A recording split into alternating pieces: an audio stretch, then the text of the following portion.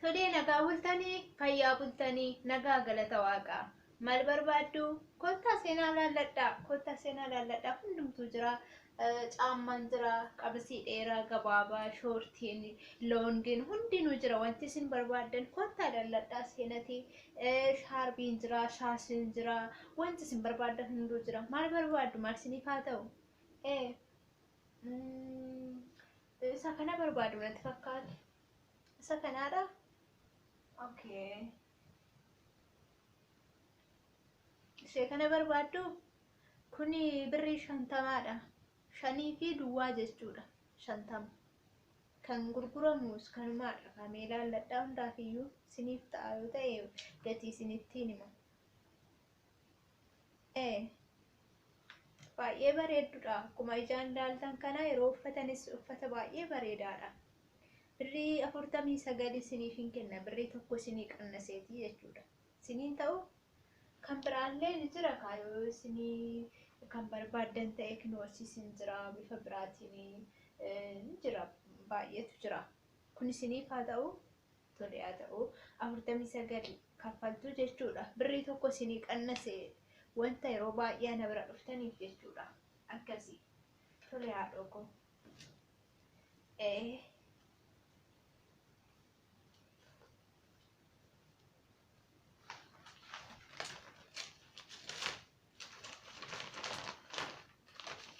Tole kinoo uffata gaarii siif haa ta'u tolee galatoomii waan gabaa keenya dhufteef illee galatoomii nagaan gali haa dhuguu.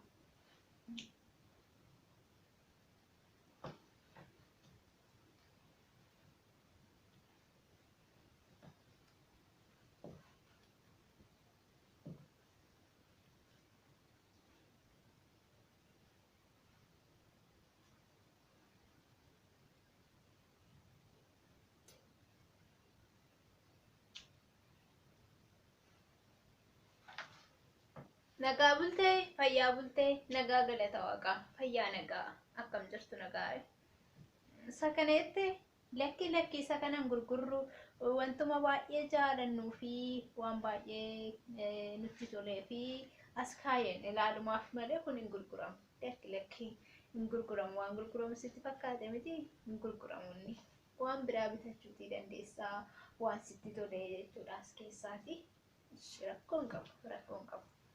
Rakkoon qabu haa dhugu. Nagaa bultee fayyaa bultee nagaa galata waaqaa. Isa kamii kanaadha. Dheeraa kana barbaadde kuni akkuma ijaan asitti ilaaltu kana uffata baay'ee bareedaadha. Yoo uffatanis akkanuma namarraa tola uffata baay'ee bareedaadha. Kuni qarshii 590.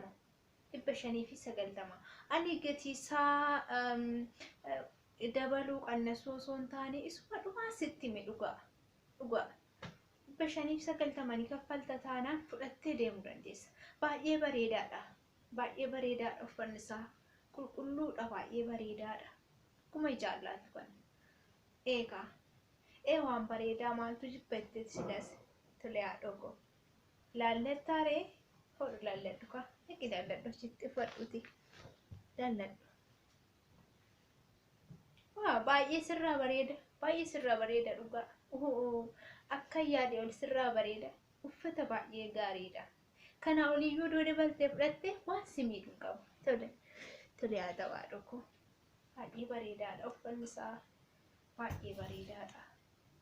Akkuma ijaan argitu kana yoo uffattes akka ajaa'ibaa sirraa bareeda. Baay'ee bareedaadha uffanni isaa. Akka ajaa'ibaa siin jedhe akka ajaa'ibaa sirraa bareeda. Yeroo birraa firree gabaa keenya akka dhuftu hafii qabna. Haadha koo uffata gaarii siif haa ta'u nagaan galii baay'ee bareeda.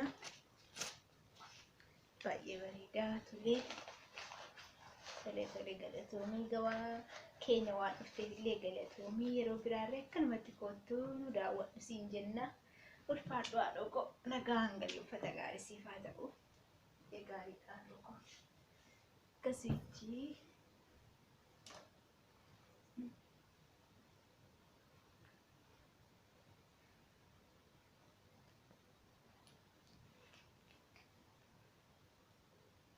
Nagaa bultee buleetti koo fayyaa bultee nagaa galata waaqaa fayyaadha. Maal barbaadde? Kottu ilaalla du'aan barbaadu. Shoortii jette shoortii hin qabu. Shoortii hin qabu ani. Shoortii hin gurguru. Hin gurguru shoortii.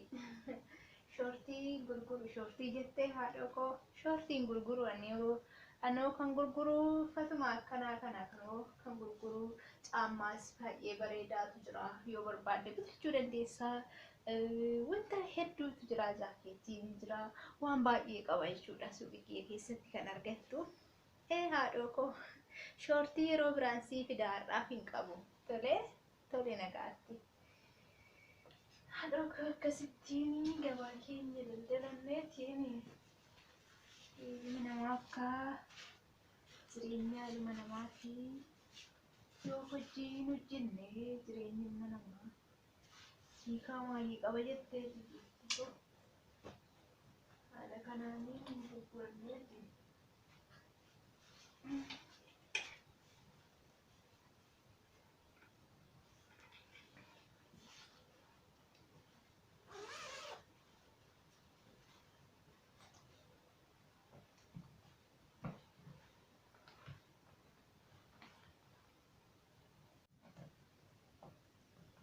Harka fuunee kabajamoota hordoftoota daawwattoota koo nagaan koo kabajaa fi jaalalaaf bakkuma isin jirtanitti isin biraa naaf haa ga'u isiniin jechuun jaalladha. Egaan nagaa isin gaafachuun dagadhee miti. Nama galchaa isiniin jechaa egaan guyyaa har'aa kana iddoo addaa fi iddoo ajaa'ibaa kana haala kanaan waliin daawwachaa turree jirra. Iddoon kun maaliif nu daawwachiiste har'a jechuu dandeessu? Iddoon kun iddoo istoorii uffataa osoo hin taane iddoo hojii kootiidha. Hojii jechuun ilma namaaf maali? Hojii fi dhalli namaa waliin jiraatu. Egaan anis kanumaafiin guyyaa har'aa kana iddoo hojii kana isin daawwachiisuuf filannoo koo taasifadhe jechuudha. Egaan kabajamoota jaalatamoo hordoftoota koo hojiin ilma namaaf bu'uura jireenyaati. Kana hundumti keenyayyuu ni beekna. Hojii irraa maallaqa argannee abbaa qabeenyaa ta'uu qofa osoo hin taane ilma namaatiif hojiin murteessaadha, barbaachisaadhaas. Qabeenya irraa argachuu bira taree hojiin ilma namaa tokkoo fi boqonnaa sammuu ta'aafi jechuudha. Namni hojii qabu waa hunda qaba, gammachuu qaba, maallaqa qaba, waa hedduu qaba jechuudha. Namni hojii qabu tokko homaa hin dhabu jechuudha. Jireenya isaa keessatti boqonnaa argatee akka fedha isaatti gammadee bashannanee jiraachuu danda'a jechuudha. Kuni sababa hojii qabuufi jechuudha. Hojii hin qabu yoo ta'e garuu jiruu fi jireenya isaa keessatti jireenya guyyaa guyyaa isaa lakkaa'u keessatti gammachuu fi boqonnaa osoo hin argatiin akkuma dhiphatetti jiraachuu danda'a jechuudha. Kanaafiyyuu guyyaa har'aa kana anis wanti isiniif dabarsuu fi akkasumallee iddoo hojii kootii kanaa wanti isin hubachiisu yoo jiraate ilma namaatiif hojiin guddatees xiqqaatees baay'atees maallaqa hedduu irraa argattees xiqqaa irraa argattees hojiin ilma namaatiif murteessaa ta'uu fi akkasumallee barbaachisaa ta'uu isaa isin daawwachiisuufi jechuudha.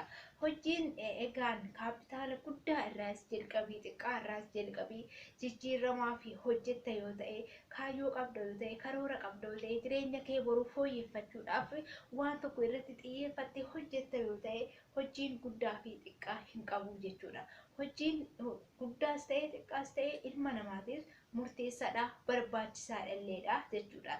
Egaan kabajamoota hordoftoota daawwattoota koo anis kanumaafiin guyyaa har'aa kana iddoo hojii kiyyaa kana isin daawwachiisuu filannoo koo taasifadhee jechuudha. Egaan gamanumaan wanti ani isiniif dhaamuu barbaadu yoo jiraate ammoo iddoo hojii kootii yookaan suuqii koo kana dhuftanii ammoo wanta isin barbaachisu waan barbaaddan wanta fedha keessanii bitachuutii dandeessu jechuudha. Gara fuulduraatti uffata ammayyaa yookaan uffata normaal akkana ta'e osoo hin taane suuqii koo kana keessatti uffata aadaa argachuutii dandeessu jechuudha. Gara fuulduraatti akka ajaa'ibaatti uffata aadaa bifa ammayyaa fi aadaa ta'een haala bareedaa ta'een qopheessee isiniif dhiyeessaa isinillee dhuftanii bitattanii itti fayyadamuu dandeessu jechuudha. Yeroo kanatti yookaan ammaan tanatti garuu uffata haala kana amma argaa jirtan kana wantootuma kana argattu jechuudha suuqii kee keessatti. Kanaafiyyuu iddoo jirtanii dhuftanii suuqii koo daawwachuu akkasumallee immoo uffata nani gurguru kana akkan irraa bitatan kabajaa fi jaalalaan ergaa koos isiniif dabarseen jira isiniin jechuun jaaladha. Egaan kabajamoota hordoftoota daawwattoota koo qophii yookaan sagantaan guyyaa har'aatiif isiniif dhiyeesse asumarratti kan xumuramu ta'a. Sagantaa fi qophii biraatiin yeroo biraa hanga walitti deebinutti nagaatti naaf tura isiniin jechuun jaaladha. Nagaatti naaf tura galatoomaa.